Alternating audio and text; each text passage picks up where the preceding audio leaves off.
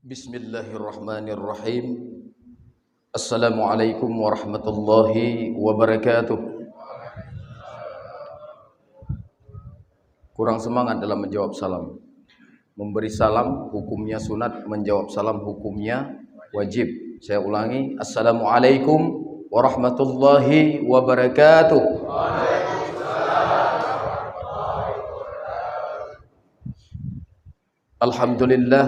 Alhamdulillahilladzi ahyana ba'da ma amatana wa ilaihin nusyur. Segala puji bagi Allah yang telah membangunkan aku dari kematianku, yaitu tidur, dan kepada Allah kami akan dibangkitkan. Itu doa kita sama-sama tadi dari rumah. Setelah kita bangun dari tidur, kemudian mungkin menuju kamar mandi, pembersihan, mandi, baru kita sama-sama melangkahkan kaki untuk melaksanakan suatu perintah Allah, yaitu melaksanakan ibadah salat subuh secara berjamaah.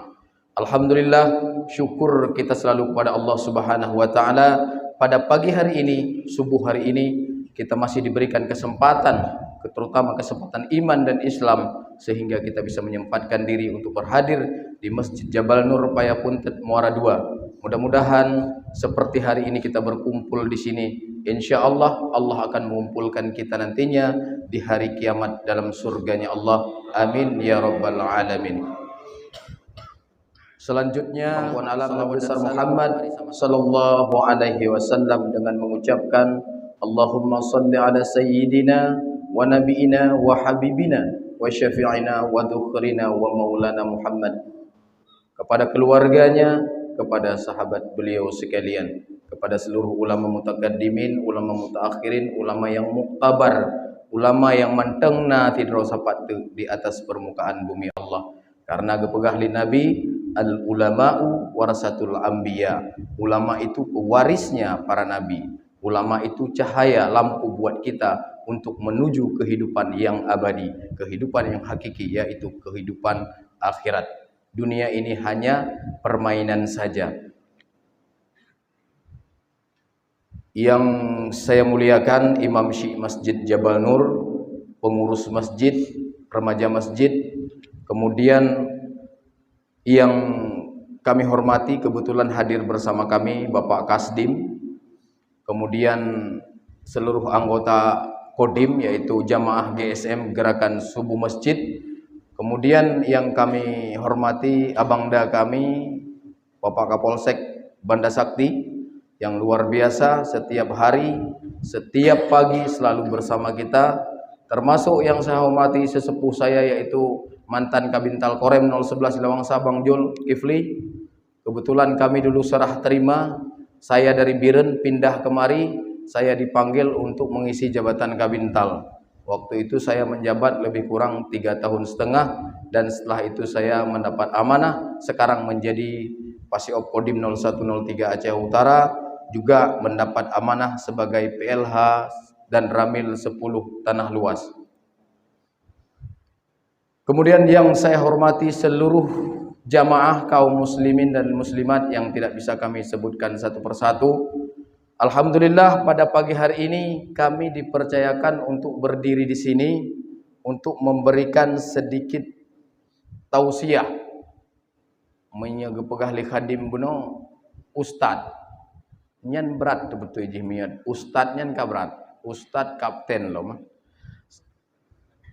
Untuk berdiri di sini sebenarnya kami hanya ingin menjadi motivasi saja, motivator. Biar saja ustad diambil sama yang lain. Masalah pembahasan tentang hukum-hukum fikih, tasawuf ataupun tauhid biar disampaikan oleh abu-abu kita. Jadi kami berdiri sini ingin menyampaikan atau membangkitkan bagaimana betulnya. Salah tadi pagi sebelum kami berangkat, beliau sudah kontak dengan kami. Beliau menyampaikan salam dan menyampaikan maaf tidak bisa hadir kemari karena beliau lagi dinas tugas di Bandung sampai dengan hari ini. Insyaallah mungkin besok beliau sudah bergabung dengan kita. Jadi gerakan yang digagas oleh beliau salah satunya yaitu GSM, Gerakan Subuh Masjid, yang alhamdulillah sama-sama 4 hari ini. Tadi kalau GPS 284, kalau GSM 64 hari. Alhamdulillah luar biasa kita bisa melaksanakan sholat subuh Kodim 64 hari bisa melaksanakan sholat subuh secara berjamaah, luar biasa. Karena kata Nabi 40 hari kita melaksanakan sholat subuh secara berjamaah di masjid, neraka menyampaikan, wahai Rabb, tutup pintu neraka untuk hamba-hambamu yang bisa melaksanakan sholat subuh 40 hari berturut-turut. Begitu juga surga menyampaikan, buka pintu surga kepada hamba-hambamu yang melaksanakan sholat subuh secara berjamaah berturut-turut 40 hari tidak pernah putus. Subhanallah, hari ini Kodim sudah melaksanakan 64 hari GSM. Bagaimana lagi dengan GPS, SMS yang sudah ratusan hari. Mudah-mudahan kita berdoa kepada Allah bisa kita melaksanakan seperti ini dan seterusnya sampai Allah memanggil kita melalui malaikat Israel. Kaum muslimin dan muslimat sidang salat subuh yang dimuliakan Allah Subhanahu wa taala. Kami hanya ingin menyampaikan juga pesan dari Bapak Dandim yang pertama sekali, yaitu kita kembali ke titik nol kita sebagai umat muslim. Disinilah titik nol kita. Solusinya di mana? Di sini solusinya. Di masjid ini solusinya umat muslim untuk berkomunikasi antara kita. Karena kenapa? Masih banyak saudara-saudara kita yang hari ini tidak sempat hadir ke masjid. Bisa dikatakan dengan karena sakit atau uzur, atau yang lebih parah lagi, lebih enak dia melaksanakan tidur daripada melaksanakan sholat. Padahal dalam surat Al-Isra Allah sudah berfirman, kalau sholat subuh yang harus sering kita sampaikan sebenarnya ini materinya. Kalau saya sering menyampaikan seperti ini. Dalam surat Al-Isra Allah menyampaikan, Allah berkalam, aqimis salata lidulukis syamsi ila ghasakil laili wa qur'anal fajri inna qur'anal fajri kana masyhuda wa minal laili fatahajjat bihi nafilatan lak asa ayyab'asaka rabbuka maqamman mahmuda. Berkali Allah dalam surah Al-Isra, wahai hamba-hambaku, laksanakanlah sholat sejak tergelincir matahari. Tergelincir matahari itu apa? Yaitu melaksanakan sholat zuhur, kemudian sampai terbenamnya matahari, sholat maghrib, sholat isya, kemudian yang terakhir laksanakanlah sholat subuh. Sesungguhnya sholat subuh itu disaksikan oleh para malaikat. Subhanallah, hari ini, subuh hari ini, malaikat ada bersama kita. Karena kita tidak bisa melihat saja. Kita bangga hari ini kita bisa hadir ke masjid. Malaikat memperhatikan, melihat apa yang kita lakukan. Di dalam saf-saf ini ada malaikat-malaikat Allah yang memperhatikan, yang mengikuti kegiatan kita pada pagi hari ini.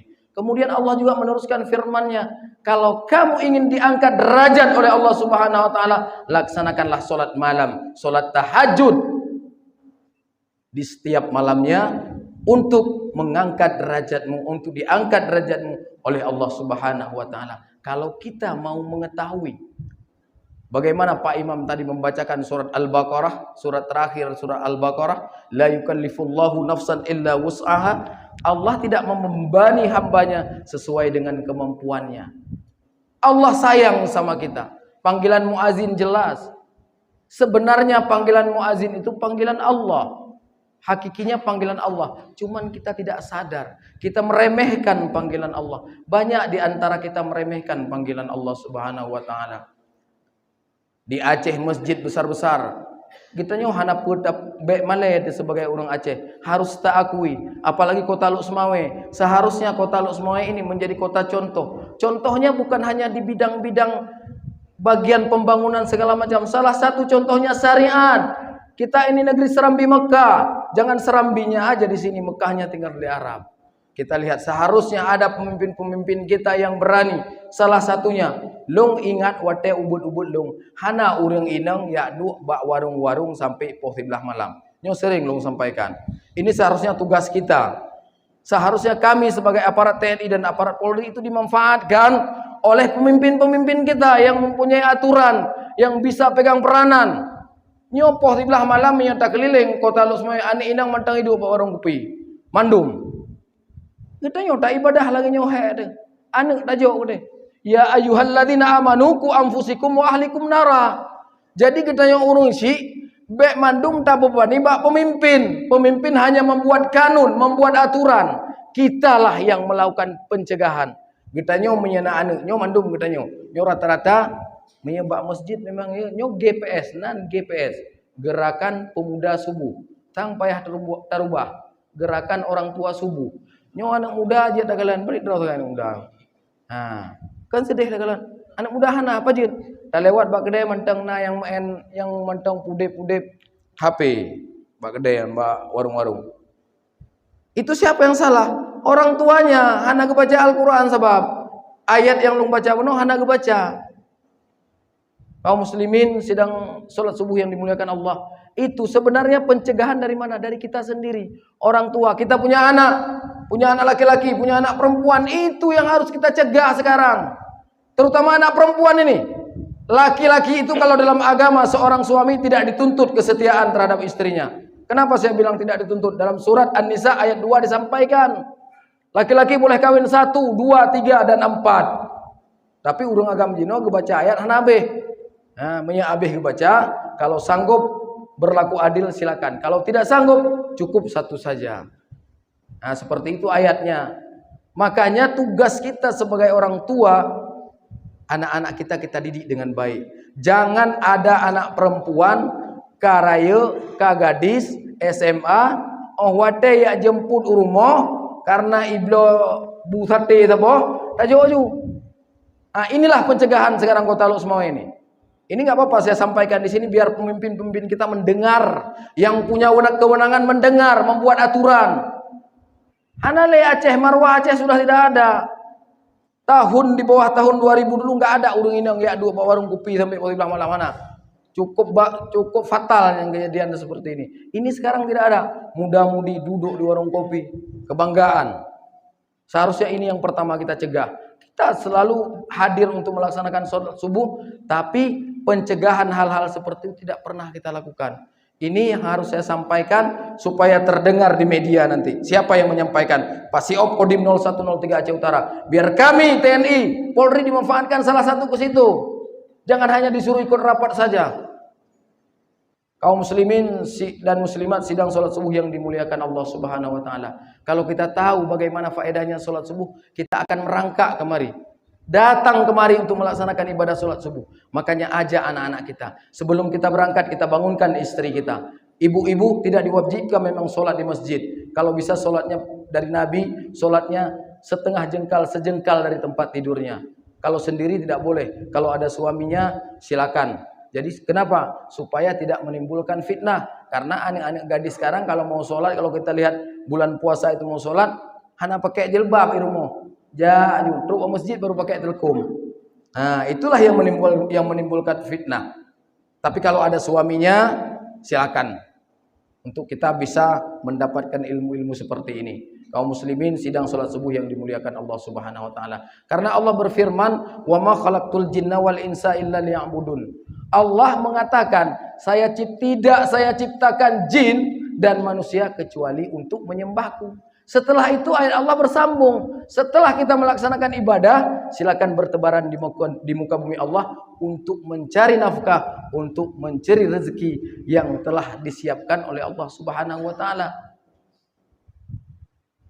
Kaum muslimin dan muslimat sidang salat subuh yang dimuliakan Allah Subhanahu wa taala. Saya diberikan waktu 15 menit atau 20 menit. Pesan Pak Khadim SMS. Ada sekitar 10 menit lagi. Jadi yang perlu kita pahami sekarang di situ, tanggung jawab kita sebagai orang tua ini ada di mana. Jangan sampai kita sudah hadir ke masjid, istri kita masih tidur di rumah. Ini fatal ini. Karena kenapa? Kita capek-capek melaksanakan ibadah. Ini Kodim sekarang seluruh mulai dari Koramil Panton Labu sampai dengan Koramil Muarab Kurung Maneh, kita melaksanakan kegiatan seperti ini. Dan juga setiap hari Kamisnya sekarang sudah dilaksanakan pengajian. Pengajian untuk termasuk ibu-ibunya. Jangan ibu-ibu kita lupakan. Karena kenapa? Karena gepegah Nabi untuk di hari akhirat yang paling le dalam neraka kan urung inang. Tapi kan urung inang-inang yang taat, urung-urung inang yang hana taat. Nah, kita harus optimis ibu-ibu yang ada di belakang. Kita insya Allah semuanya yang hadir di sini adalah bisa menjadi penghuni-penghuni surganya Allah. Amin amin ya rabbal alamin. Kemudian lung nasabuh kisah. Ini saya sampaikan secara logika saja.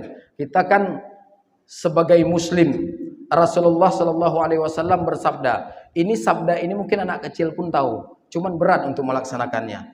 Bagaimana sabda Rasulullah? Kala Rasulullah Shallallahu Alaihi Wasallam, Bunyal Islamu ala khamsin, asyhadu an la ilaha illallah wa asyhadu anna Muhammadan abduhu wa rasuluh wa iqamas shalah wa itaiz zakah wal haji was saumi ramadana. As-salatu imanuddin, salat yang agama. Islam itu didirikan dari 5 dasar. Yang pertama, kita mengucapkan 2 kalimat syahadat. Alhamdulillah, karena kita semua lahir dari keluarga muslim dan kita sudah mengucapkan secara otomatis, sudah otomatis kita menjadi Islam dan kita harapkan Islam yang kafah. Setelah itu kita melaksanakan perintah, yaitu perintah sholat 1 hari 1 malam 5 waktu. Kemudian kita berpuasa di bulan Ramadan, membayar zakat, kemudian melaksanakan ibadah haji ke Baitullah bagi yang mampu. Ini kita melaksanakan rukun Islam kan 5. Ini saya pegang rukun Islam 5. Ini logika kita berbicara. Dan bagaimana nanti sebenarnya yang diatur oleh Allah yang sudah memang cukup indah diatur. Kadang-kadang kita tidak mau paham, tidak mau belajar. Kita harus belajar supaya paham. Kita melaksanakan sholat, kita harus belajar ilmu fikih. Kita harus paham apa yang bisa yang kita lakukan. Jangan hanya mengikut-ngikut orang. Menyekun orang Aceh, ilmenyo be tayak metire, tayak mugure. Meya tayak metire, ubah HP. Jino kan banyak HP nih. Di sini semuanya ada. Tidak mesti orang muslim bisa mengeser bagian-bagian ibadah. Orang lain juga bisa mengeser. Makanya kita punya ilmu. Kalau dicek nanti, Bapak itu ngomong saja di mana dia belajar. Bisa dicek. Kita pernah setidaknya pernah mondok. Kalau dicek, oh ini ustadznya, gurunya. Kemana lagi? Sanad. Kita punya sanad ilmu. Sehingga sesuatu yang kita kerjakan tidak sia-sia. Kalau sia-sia berarti kita tidak pernah belajar. Ini saya umpamakan tadi. Kita melaksanakan rukun Islam ada 5. Ini 5 ini rukun Islam. Ini saya pegang botol salah satunya Pak. Ini botol. Ini secara logika. Rukun Islam ada 5. Yang pertama kita ambil yang terakhir tadi. Melaksanakan ibadah haji. Ini ibadah haji ini. Yang kelima. Saya lepas ibadah haji itu. Kebetulan ibadah haji kan bagi yang mampu. Yang tidak mampu kan tidak diperintahkan oleh Allah Subhanahu wa Ta'ala. Ibadah hajinya orang fakir, miskin, yaitu sholat Jumat. Kita lepas ini ibadah haji. Agama kita masih kuat. Kaum muslimin dan muslimat masih kuat agama kita. Kita lepas ibadah haji kita. Masih kuat. Dan kita tidak berdosa, tidak salah karena kita tidak mampu. Kemudian yang kedua, membayar zakat. Dalam Islam sudah diatur sedemikian rupa. Ada yang berhak membayar zakat, ada yang berhak menerima zakat. Nah, orang yang hansang kok kebi zakat, berarti keterima zakat kan?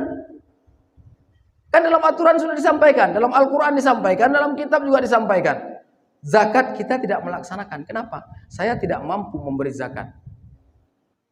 Contoh Sa'labah dulu. Kan tidak mampu membayar zakat. Dibayar kurma, dikasihkan, akhirnya dia juga yang makan. Karena dia tidak mampu. Masih kuat agama kita? Masih Pak, masih Bu. Masih kuat.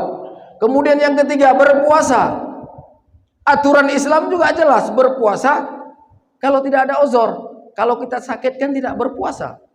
Nanti bisa digantikan, bisa kita bayar fidyah. Aturan Islam indah dan sudah diatur bagi kita yang mau belajar. Agama kita masih kuat, masih terpegang ini Pak. Ini masih terpegang.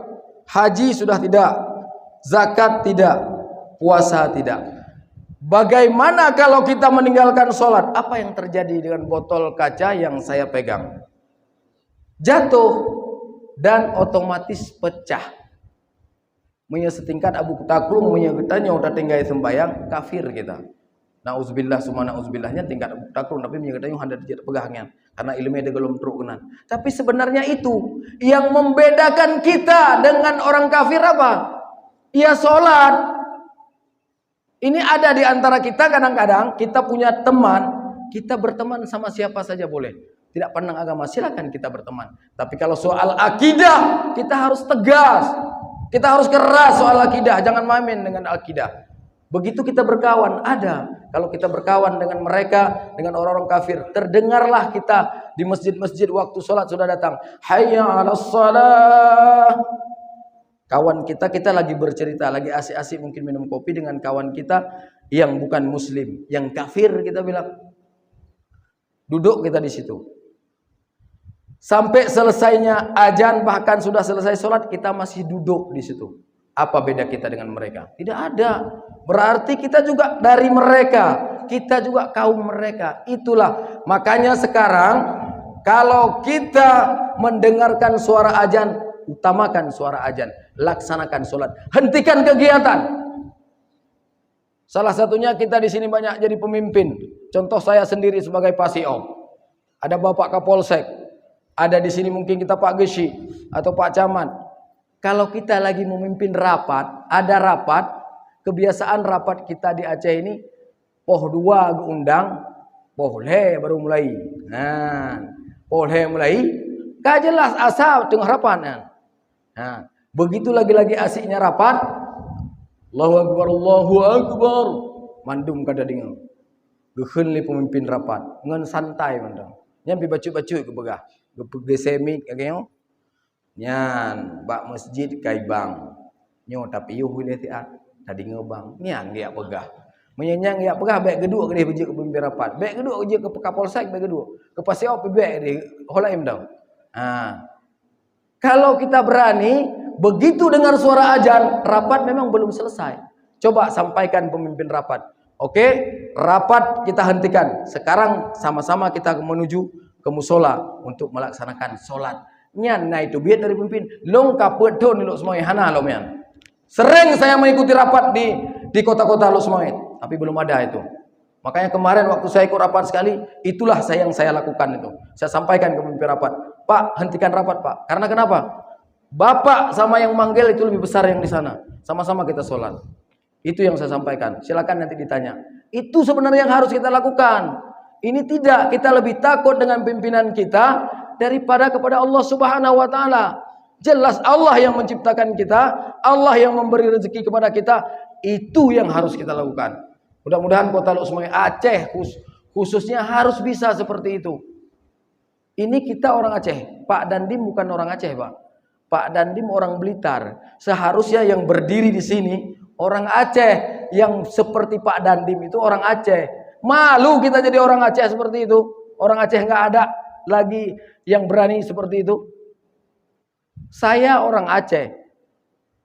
Dan alhamdulillah sesuai dengan kemampuan saya, dengan pangkat dan jabatan diberikan kepada saya, itu yang saya sarankan kepada pimpinan saya, dan itulah yang saya lakukan di lapangan. Dari dulu saya sudah seperti itu. Kita bukan mau buat pencitraan, tapi kita harus berani seperti itu. Kalau bukan kita, siapa lagi yang melakukannya?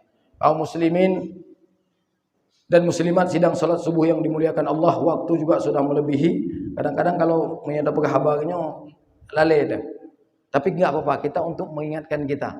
Di akhir tausiah saya hanya ingin mengutip 4 kunci zuhud saja dari Imam Hasan Al-Basri. Itu ada 4. Yang pertama, saya tahu rezeki saya tidak akan diambil oleh orang lain, makanya hati saya tenang. Ingat, rezeki kita sudah diatur oleh Allah, sudah tertakar, tidak akan pernah tertukar. Kalau sudah waktunya selesai. Malaikat Israel setiap hari mengunjungi kita 70 kali, Pak.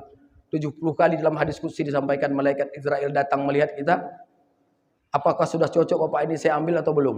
Kalau belum berarti rezeki kita masih ada. Itu yang pertama. Saya tahu rezeki saya tidak akan diambil oleh orang lain, makanya hati saya tenang. Kemudian pesannya yang kedua, Imam Hasan Al-Basri, saya tahu amalan saya tidak akan dikerjakan oleh orang lain, maka saya sibukkan diri saya untuk mencari ilmu dan melakukan amalan tersebut. Jadi baik tapi ke amalan katanya kerja lego mana? Baik katanya sibuk dia pegah aib go. baik kita sibuk padahal Allah getampakkan aib kita nyo hanya tadang ini mukem be. Kemudian yang ketiga, pesan Hasan Imam Al-Basri, yaitu saya tahu Allah itu selalu memperhatikan saya, melihat gerak-gerik saya. Makanya saya malu untuk melaksanakan maksiat kepada Allah. Makanya saya malu untuk meninggalkan perintah-perintah Allah, terutama perintah solatnya. Solat yang pertama diturunkan, dan juga nanti insya Allah di hari akhirat solatlah yang pertama akan dihisap oleh Allah Subhanahu wa ta'ala. Insya Allah kalau solat kita bagus, yang lain akan mengikuti. Kemudian yang keempat, saya tahu kematian saya tahu kematian selalu menunggu saya. Makanya saya selalu mempersiapkan amalan untuk menghadap Allah, untuk menunggu kematian tersebut, untuk menghadap Allah. Kita tidak ada yang tahu, Pak, sampai kapan kita bisa hidup. Kita tidak tahu apakah keluar dari sini kita masih bisa bernafas. Tidak ada. Allah sudah menentukan semuanya. Langkah, rezeki, pertemuan, dan maut, semua itu rahasia Allah dan sudah ditentukan di Lauh Mahfuz. Kita hanya melaksanakan saja. Makanya banyak-banyaknya kita mengingat kematian, sehingga dengan banyaknya kita mengingat kematian, insya Allah kita akan berubah, kita akan bertobat, kita akan melaksanakan, memperbanyak ibadah, memperbanyak amalan. Tapi minyak hantom pernah tak ingat mati, nyan kita termasuk urung-urung yang sombong, termasuk orang-orang yang sombong, yang angkuh. Padahal sombong itu pakaian Allah, bukan pakaian kita. Makanya kita dari sini banyak-banyak mengingat kematian, sehingga kita memperbanyak ibadah kepada Allah Subhanahu wa taala. Mana tajamin kita yang mutirawat. Apakah kita bisa menjamin saya rajin sholat, Pak Ustadz, saya rajin ke masjid, saya ikut GPS terus, saya SMS terus. Bisa kita menjamin kita husnul khatimah? Ana sok jamin husnul khatimah. Tidak ada kita yang bisa menjamin husnul khatimah, tidak ada. Makanya banyak-banyak kita mengingat kematian. Pangkat jabatan itu hanya sementara, kedudukan hanya sementara, harta hanya sementara. Semuanya akan kembali kepada Allah Subhanahu wa taala. Makanya kalau kita banyak mengingat kematian, kita akan merasa sedih, merasa takut kepada Allah, merasa sayang kepada keluarga kita, merasa sayang kepada anak gadis kita. Jangan setiap malam dia keluar. Tanggung jawab berat, Pak, di akhirat nanti. Tanggung jawab berat kita sebagai seorang laki-laki. Allah akan meminta pertanggungjawaban kita. Jatah kita masuk surga gara-gara anak istri kita tidak memakai pakaian muslimah. Tunggu, kata malaikat. Jangan kamu masuk dulu, karena kamu hanya beribadah untukmu sendiri, sedangkan anak istrimu engkau biarkan dalam kemaksiatan. Jadi banyak-banyak mengingat kematian. Mungkin itu saja pada subuh hari ini yang dapat saya sampaikan. Kalau masih ada kesempatan untuk melaksanakan ibadah ke masjid, sholat ke masjid, sempatkanlah kita sholat berjamaah. Sebelum nyawa kita digotong, ditaruh di sini, disolatkan oleh orang yang banyak. Kemudian kalau masih ada kesempatan untuk belajar Al-Quran, baca Al-Quran, belajarlah Al-Quran. Sebelum Yasin ngebaca batu buhu tanya tengok yang mati. Kalau ada kesempatan untuk bersedekah, sedekahlah. Fa'asaddaqu wa akum minas salihin. Karena kenapa? Orang-orang yang sudah mati memohon kepada Allah, ya Allah, hidupkanlah saya sejenak lagi. Untuk apa? Untuk bersedekah, beramal soleh. Yang terakhir sekali Allah berfirman, ya ayyatuhan nafsul mutmainnah irji'i ila rabbiki radiyatan mardiyah fadkhuli fi ibadi wadkhuli fi jannati. Nyan yang taharap, wahai hamba-hambaku, kata Allah nanti di hari akhirat, datanglah kepadaku dengan rizaku, masuklah ke dalam golonganku, masuklah ke dalam surgaku. Itu kata Allah, akhirul kalam. Yang benar datangnya daripada Allah Subhanahu wa taala, yang salah itu daripada kefakiran ilmu saya sendiri. Assalamualaikum warahmatullahi wabarakatuh.